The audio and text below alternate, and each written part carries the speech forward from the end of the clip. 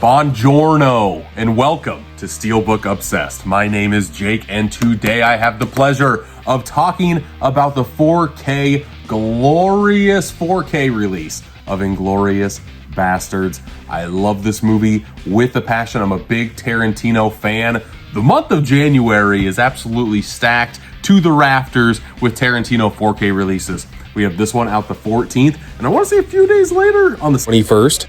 Over on Lionsgate Limited, we have Kill Bill Volume 1, Kill Bill Volume 2, Jackie Brown, and then the re-release of Reservoir Dogs. I'm loving all of this Tarantino 4K love coming our way this month. And what a great way to start it off than with an Arrow video. Big, beefy box set, folks. I will be talking about this release. I'll be showcasing everything inside the box set.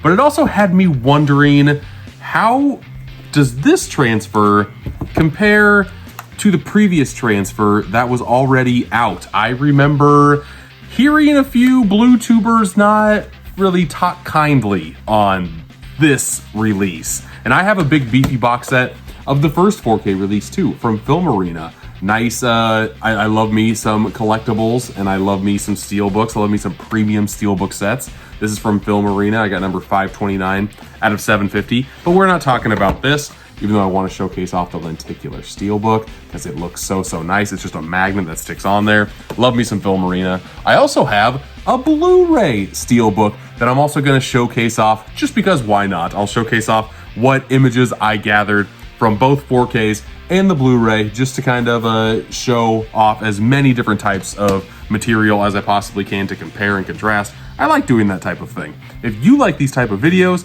make sure you give me a like, subscribe, all that fun stuff. But let's start talking about Inglourious Basterds, people. First off, the movie. It's amazing. I feel like I don't need to sell you on the movie. This movie's been out long enough. At the end of the movie, Tarantino talks about this movie as being his masterpiece. Do I think that's the case? There's an argument to be had. I'm more of a Pulp Fiction guy. I'm more of a Django Unchained guy. I love that movie. That might be my favorite Tarantino movie, but I feel like your favorite Tarantino movie changes on any random day of the week. He's got such a great filmography. This one is no different. Here is a shot of the back of this sucker, and it is absolutely loaded to the gills. Cannot wait to talk to you about what's in its innards, both packaging wise and on the disc, because boy howdy, there are some goodies to be had here, folks. But let's start by just unboxing this glorious release. We have a replica box of the Operation Kino files, which I did zoom in on because if you're gonna put a big focus on this on your packaging, I wanna make sure that if you're gonna make it look like a replica, is it actually looking like a replica from the movie? This is the file that Mike Myers is holding while they're going over Operation Kino. And if you zoom in on it, it's not really that close at all. Like this part is close, but what's on the label, I could not really detect. It does not look that distinct in the Operation Kino font. I could be wrong, but with my peepers, it did not look 1000% like replica based. And if you're gonna have basic packaging like Arrow Video did here for the box, I wish it was 100% what it was on screen. That's why I think having the slipcover for this is essential. I'm not the biggest fan of the Arrow Video slipcovers as of yet. They are very thin, very flimsy, easy to fold. I really wish that they would go a harder slipcover route. I would love to see a big beefy slipcover, kind of like what Vinegar Syndrome does, except this size for this box set. I think that would be spectacular. But that being said, having great artwork with kind of basic box packaging, the slipcover is a savior. I will say that. Going in here, we have the 4K itself. This is the reversible cover artwork. The other cover art was just what the box set was. Love how they use the original poster artwork because it's so stunning and striking. Absolutely love it so much. There's a shot of the back once again. On the inside, you get your 4K release, 100 gigabyte disc here. On the other side, all of the special features are housed on their own Blu-ray. This is a 50 gigabyte disc with so many special features that I'll talk about a little bit later. For the actual goodies that you get on the inside, you get a replica, I guess a pamphlet of the promotion of Nation's Pride, which is kind of a cool thing to have. I would much rather have a booklet like this rather than just your run-of-the-mill booklet that talks about the making of or whatever, because 9 times out of 10, I'm not going to read that book. You also get a card going over a apple strudel recipe. Okay, very, very random. And even after I just got done watching the movie, this is so completely random that I know it's in the movie, but you really gotta think like, okay, apple strudel recipe, got it. It's nice that it's in here, I guess. You get some character cards that are double-sided, so that's always nice. Boom, and boom. And last but not least, you got Mr., I guess not Brad Pitt. Brad Pitt is on this side, and Michael Fassbender is on this side. Interesting that they decided to buck from the trend of the other 2 cards. I love this. This is gonna stay out of the box set and up on my collection. I like to have a lot of pieces of flair from different movies. It's not even a replica coaster because of course they're not gonna have the fingers on the coaster, but it's going after the bar scene, the bar that they're at, where there is a very intense butting of heads, if you will. I don't like to spoil movies while I'm reviewing the releases, because if you're thinking about picking up one of these releases for the first time, and you maybe haven't seen Inglourious Basterds, I want you to go in as fresh as possible. I'm not here to ruin anything for you guys. I'm just here to talk about my experience and walk through some of the packaging that is included. Here on the Arrow video release, you have a double-sided poster, the original, and the artwork, the newly commissioned artwork for the Arrow video release. And then here is a booklet. I do like how this is kind of framed after a magazine, Films and Filmmakers. I think that's kind of a nice touch. And yeah, there's some pictures, there's some words, you know, your run-of-the-mill book stuff. At least it looks nice from the outside. But now that we have talked about all of the innards that come with the release, I guess it's time to talk about the actual release itself, huh? First thing that happened when I popped this disc into the OLED and 4K player, and it popped up on the OLED, I guess I should say. The main title screen that Arrow Video has, it just looks nice. The score is playing, the dun da da da da da da da da da da da da da da. Like, it just gets you in the mood to watch the movie. And honestly, the images that popped up immediately, just showing random scenes from the movie, got me excited, got me very pumped to watch the movie because, oh my God, this transfer looks stunning. This transfer looks so good. I had not seen, even though I have a big beefy box set for the Film Arena original 4K release, I never watched the transfer yet. I got it. It's one of those things where like sometimes you buy so many movies at once that you're like, I'll get to that at some point. I've had this in my collection 3 years, 2 years, 3 years, somewhere around there, and I haven't been able to pop it in yet. So first thing I noticed, oh my God, this thing looks crispy.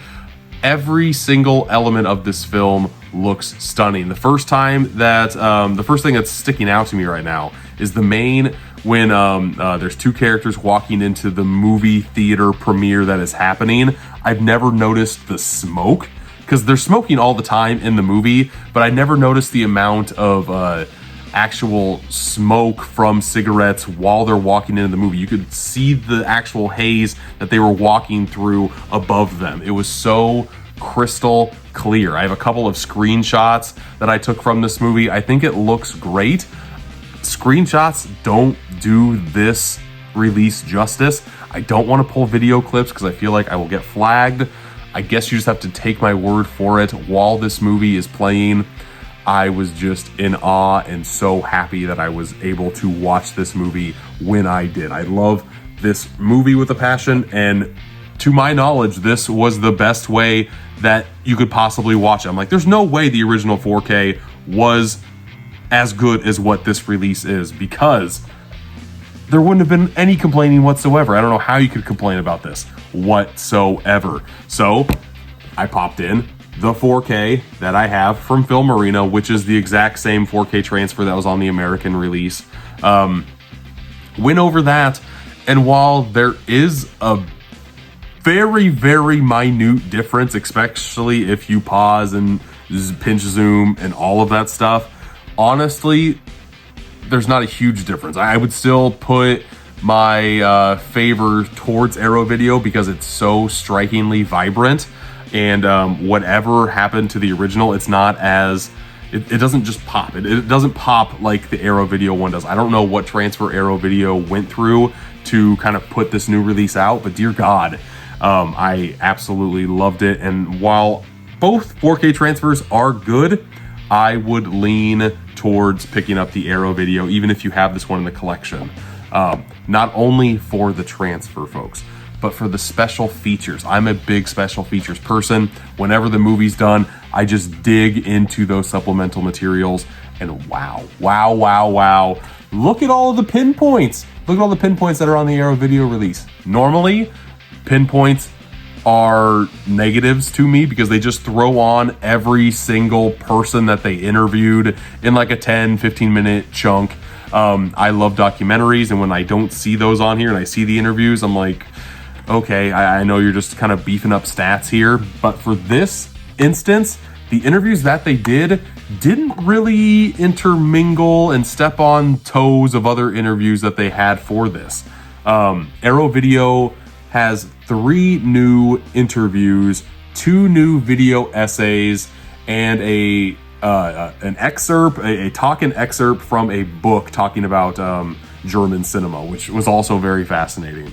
But the interviews that they had were phenomenal. They interviewed one of the editors from this movie, and the way that they have it listed is pretty much like the way I would rank them, which is very rare, but start from the top, go to the bottom.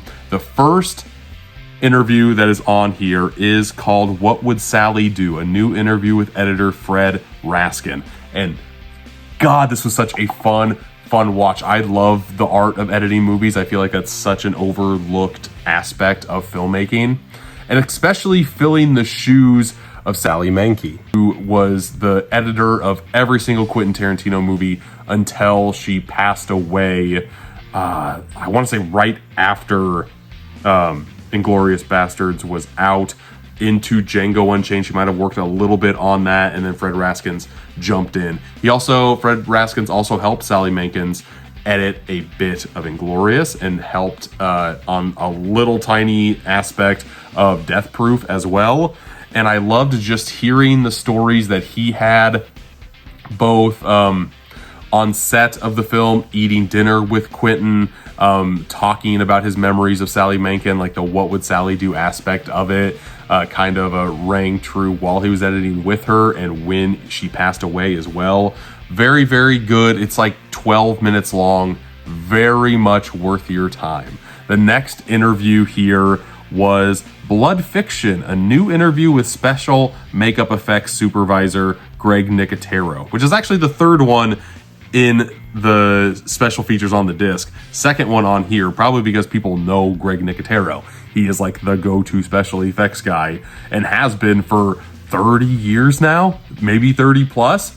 I did not know he did effects on this movie. I also did not know or remember, I don't think I knew who Greg Nicotero was when I first watched this movie. And he has a cameo in this film.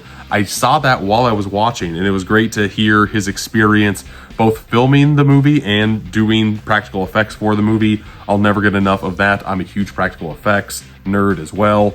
I think CGI ruins way too much, and we lean on it way too much nowadays. So when anybody wants to do effects physically in person, I'm always a fan of, and I always love to see how the magic is made. So that's also a very good interview on this one. The last new interview that they made was called Doomstruck, a new interview with actor Omar Doom, who is trying to go, not into spoilers, during the movie theater scene, there's Brad Pitt and there's 2 other bastards. He's not Eli Roth, he's the other bastard that's in there. And it goes through his entire background of getting, first meeting Quentin in the first place, getting through not really an interview process, but just talking with the man, becoming friends with the man, how he got into both Death Proof and Inglourious Basterds, his rock career that is currently happening now. Like, the dude has lived a life, and he was just a very outgoing, outspoken person, a great character to have interviewed for this piece. I would have loved to have more of the Basterds interviewed. Love me some Sam Levine, love me some BJ Novak. Totally did not know that Paul Rust was in this movie. The only reason why I know him is from the show Love on Netflix. I loved that show, and ever since then, every time I see him pop up, I'm like, oh, hey, that guy, Paul Rust. And the podcast that they have, Gorley and Rust, I like that podcast as well. So just seeing him as one of the Basterds, it was fantastic. I feel like you could have interviewed Paul Rust in a video. I feel like he would have loved to talk about his experience. But I digress. The interviews that you did get, boom, boom, boom, knocked it out of the park. Loved it so much. But then, like I said, we had a couple video essays, and then they have so much archival special material from previous releases, which I love to see. I love seeing new and the archival of old, just in case, A, you want to get rid of a copy that you already have. Like, if you have this 4K and you want to pick up the Arrow video, but you don't want to keep both, there's less of a reason to keep this one. As well as, like, even if you don't have any of these in your collection, you'll be able to see the special features whenever you want, because they're on this release, and I love that so much. And yeah, I just love this release in general. I guess I should put the slipcover back on here. But Inglourious Basterds, if you're a fan of the movie, I think this is the ideal package that you should have the movie in. I think there's so many great physical goodies. I think there's so many great special features. I think the transfer is jaw-dropping. I really loved. Oh, I did the 3 like this. I don't know what that means. Normally I do a 3 like this, and that's neither this or this. The fingers. Fingers are hard. But yeah, Inglourious Basterds. Let me know your thoughts on the movie in the comments. Let me know your thoughts on the previous 4K release, because honestly, I didn't watch this 4K release all the way through. I watched the Arrow video. I did not watch the previous one. I was just flipping through scenes, and it looked fine to me. It did not look egregious at all. The Blu-ray, I will say, both 4Ks, of course, are a big step up from the Blu-ray, especially when you start really trying to see the details. Like, to be honest with you, and as silly as this is, when I heard some negative things come out about the 4K transfer from the original release, it made me not want to watch the 4K release right away. In fact, it sat on my shelf unwatched because I'm like, is this not going to be a great quality film to pop in? Why would I even try to waste my time watching it? Which is a very silly way to go about living your life. I'm not going to watch this in the best quality I possibly can. The film still looks great. I think it looked very solid on that old 4K. I think just watching any type of film on any type of format is still good no matter what. I enjoy watching film, and at the end of the day, that's why I have so many behind me, is because I want to relive these memories. Don't be scared if you hear anything negative about a release that you put into your collection, because you fell in love with movies for the movies. Whether, it doesn't matter what format you watched them in, doesn't matter if you watched them streaming on VHS. I fell in love with so many movies on VHS that I re-fell in love with going back to them and watching them in better quality, but also just watching them as a person who has evolved over time. And yes, I do like to watch my stuff in the best aspect possible, and that's why I prefer physical over streaming, just so I don't have as many issues when it comes to popping a disc in and playing it in the player. But yeah, this was a key example of me being like, why did it take me so long to finally watch this 4K? I'm glad I did, because I was able to watch this on 4K for the first time with the Arrow Video Edition. And honestly, that was a treat, my friends. And yeah, I just think this is a very solid entry into Arrow Video's catalog for 2025. Can't wait to see what else they have up their sleeve the rest of the year. Can't wait to get my hands on those Lionsgate limited steelbooks. Oh, January! It is a good month for physical media collectors. First, we had the Fincher. Now, we've got a bunch of Tarantino. February, we'll have more Fincher. I love both of those directors so much, and I cannot wait to talk about those movies here on the channel. Thank you for watching this far. Until next time. I'll see ya.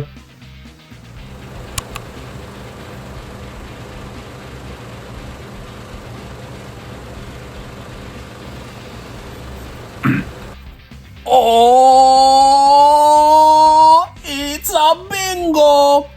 It's a bingo. Hey everybody, if you made it this far, congratulations. You made it to the after credits scene.